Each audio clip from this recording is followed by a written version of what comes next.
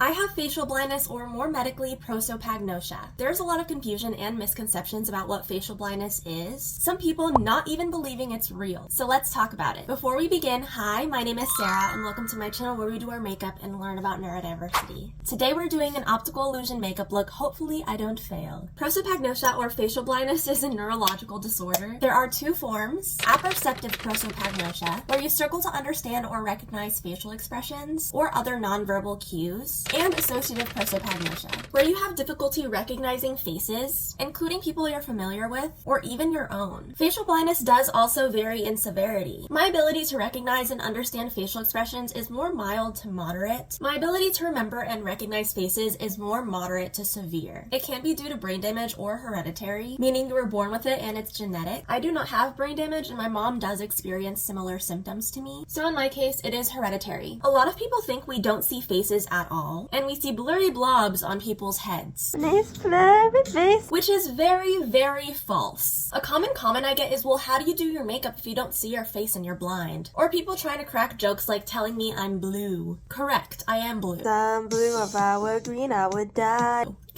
I'm not blind or colorblind. I can see faces. I can see your head, shoulders, knees, and toes. I can see all of your facial features and where they are. I do not have any trouble doing my makeup or anybody else's makeup. My eyes work okay.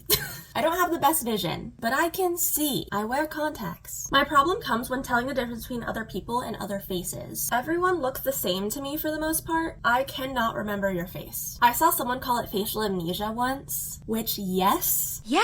I see you and you can walk away and come back in a few minutes and I will have no idea who you are. This is not fun when I work customer service. When they say, I'm back, or do you remember me? And then I come across as rude because I don't recognize them. It's a mess. I'm very dependent on coloration. Hair color, skin color, hairstyle, eye color, what you're wearing, how you're built. I'm built different. Tattoos. Name tags are awesome. It can objectively be a bit racist. You know, when people say, well, all Hispanic people look the same, all Asian people look the same, all black people look the same. They do, unfortunately, to me. My first job when I graduated college was a zookeeping position, and lucky for me, my coworkers hated wearing name tags. I thought 3 of my blonde white male coworkers were the same person for I don't even know how many months. Probably over 3 months. They had to be in the same room together for it to click for me. And then I analyzed and learned that one always wears a tan shirt, has a beard, glasses, and a baseball cap. The other one wears the blue uniform most often, wears a fedora, has a goatee, and the other one doesn't wear a hat, and that's all I got. Yes, it's bad for strangers or people I don't know very well, but in my case, I struggle to identify even my own family members and best friends. If somebody takes a picture of me without me knowing and shows it to me, chances are I won't know who that is, unless I recognize my hair or outfit, and that is what makes the severity of my condition so scary. It's so anxiety-inducing, being in a crowd trying to find my family, people I see every day, and not being able to recognize them. Just the other day, I went to the grocery store with my mom, and I saw an older woman with salt and pepper hair and glasses, and I thought she was my mom. I had to stand there and stare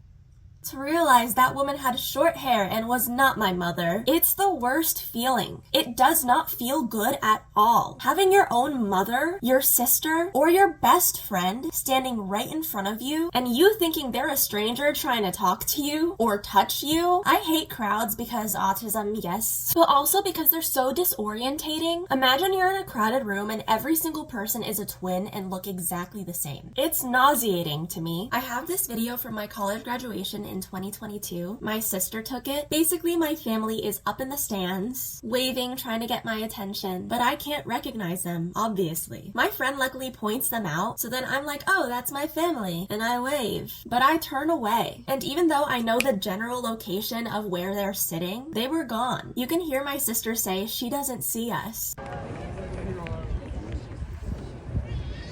Savannah Gray. Riley Childress. Jennifer Irwin. Sheridan Ruff.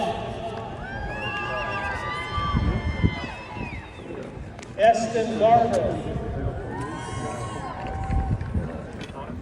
I thought another old man with gray hair was my dad. It wasn't even my whole university commencement. It was just my college one. So it's not like the stands were full. My friends have learned that they have to wave at me to get my attention and also say hey or talk because I can stand right in front of them and be completely lost not knowing where they are. It is so stressful. My processing time is extremely slow for familiar faces. This is my mom's example. Like if I surprisingly came home from college, I would stand in front of her in her room and she won't react for a minute because she's trying to understand who I am. She doesn't recognize me. Eventually it'll click, but it takes a while. It's like I look at them, wheels are turning in my brain, like, how do I know them? How do I know them? They seem kind of familiar. Something is clicking, but I'm frozen, analyzing them, trying to search for identifying features. It's the worst. I have an eidetic memory. I remember a lot, but the face just disappears from my memory, and it's absolutely insane. In my head, yes, that blurry face thing is real. I can see everything, but their face is just not there. Again, in my head, not in real life. Don't get it twisted. I truly don't think I will ever understand what I look like. And when I say this, people oftentimes are like, you're just fishing for compliments, or just look in a mirror. Do you not understand that's you when you look in a mirror or take a selfie? Respectfully, I have facial blindness. I'm not dumb. I understand that mirrors are reflections. I understand that's me in the mirror. But again, it's like facial amnesia. I look away, look back, and I'm like, whoa, that's me. That's so cool. Let me stare at myself again for 5 minutes. Let me do a photo shoot and take cool pics. Facial blindness doesn't mean I'm unable to understand context clues or reflections or photographs. And also, I don't do well with compliments. I don't like them, especially regarding my physical appearance. It could be because I don't know what I look like. It could also be because I grew up ugly Ow! Jump scare. and was bullied for my looks. So now it seems weird to get complimented on it. I don't know. I appreciate the act of a compliment, but I am not a words of affirmation girly. I do not believe words. Another thing is I also have body dysmorphia, which is probably the worst thing to go with facial blindness, a constant identity crisis. But they are not the same thing. They are two separate things, but they can coexist. You can have both. I've heard people say that facial blindness is just body dysmorphia of the face, and no. Wrong. Wrong. They're very different. As for my struggles with facial expressions and nonverbal cues, I feel like my symptoms have improved over the years. Probably as I learned to mask my autism more, I got better at it, but don't get me wrong, I am still not good at it. This one time, this random person was crying around me, and I asked my sister if she thought they were happy tears or sad tears, and my sister was like, idiot, obviously sad. Like, bro, how would I know? I understand very basic facial expressions. That's what's confusing though. I have a very naturally expressive face. Apparently.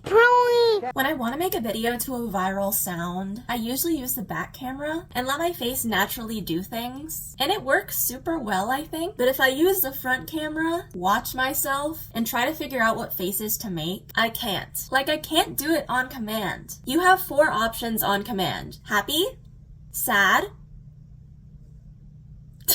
angry, or nothing.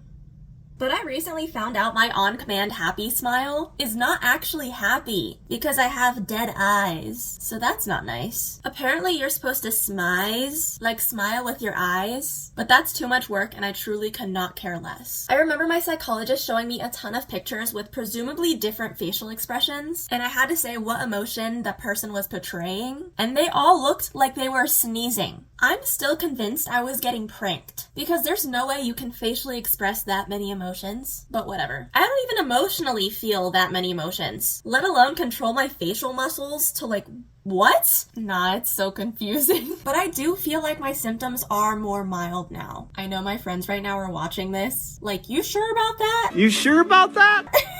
No, I'm not sure. I'm confused and trying to make myself feel better. Please leave me alone.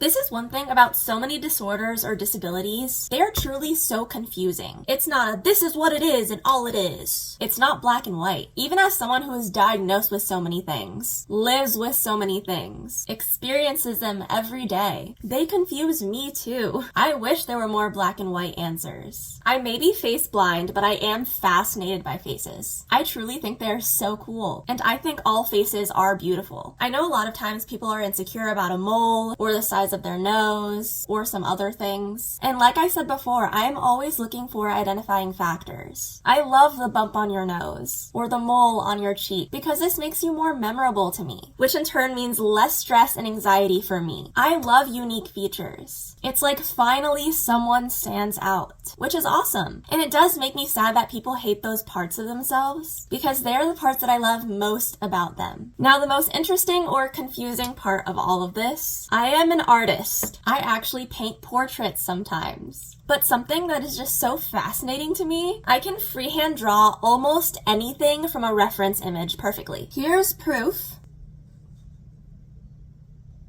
I'm a good artist. I can just look at a picture and draw it. I've always been able to do this, but I have never been able to do it with a face. Not once in my life have I been able to freehand a portrait. Even in my visual arts classes where we study faces. In the past, I used grids, which work okay-ish for me because you're only drawing one square at a time, but the most foolproof way is to trace it. I have to trace all of my portraits and trace out shadows and highlights too. Ooh. Oh my goodness. Wow. For human animated characters though, like Disney princesses or something, I can sometimes draw it from a reference image without tracing. Heavy on the sometimes. But the more human-like they are, there's just no way I can freehand it. It's so weird to me even to this day. I also did 5 sculpture portraits. They're made out of crayons. Oh, yeah. Jeez, oh man. And the way I did this was by taking a photo, putting a rainbow filter on it, and then pixelating it to however big I wanted it to be. And then I went pixel by pixel and matched a crayon color to it. This one has 2,226 crayons. Very tedious. Made me develop severe wrist and tendon issues, and physically disabled me for 2 years. This one has almost 4,000 crayons. This is also around 2,226. This is me. And these have around 1,500 each.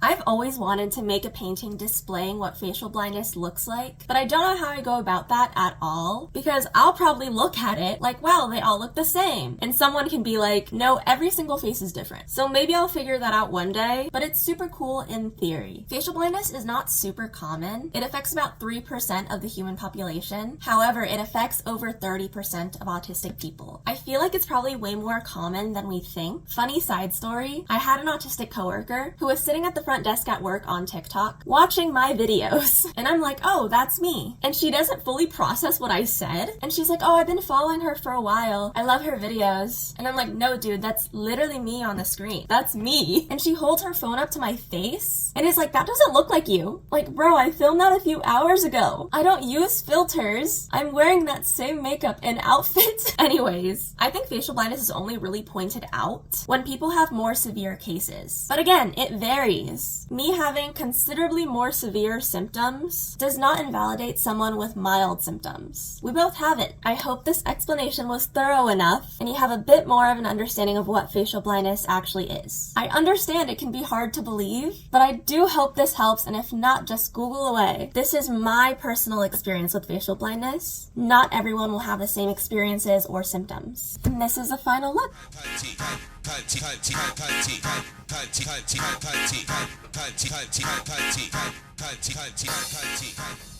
Does it look like an optical illusion? If it doesn't, lie to me because I'm sensitive. Please like and subscribe. Thank you for watching. Bye!